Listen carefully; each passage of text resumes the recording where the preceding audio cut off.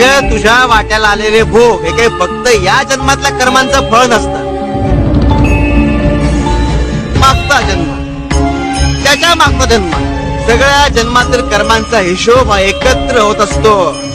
या जन्मातल्या चांगुलपणाचा काहीच अर्थ नाही का? आई कसं? अगं तुम्ही ह्या जन्मात किती चांगले वागता यावर तुमच्या भोगांची तीव्रता ही कमी जास्त होत असते. म्हणून आपल्या वाट्याला काही येवो, आपण नेहमी चांगलंच वागलं पाहिजे. भक्तांनो, रानात तण आणि मनात ताण कधी ठेवायचं नाही. कारण रानातलं तण हे पिकांचा नाश करतं आणि मनातला ताण जगण्याचा सर्वनाश करतं. मात्र आमचं नामस्मरण ताणाचा सर्वनाश करून जगण्याचं सोनं करतात आणि हे आपल्या न कळत टळून जातात. ते टळलेलं संकट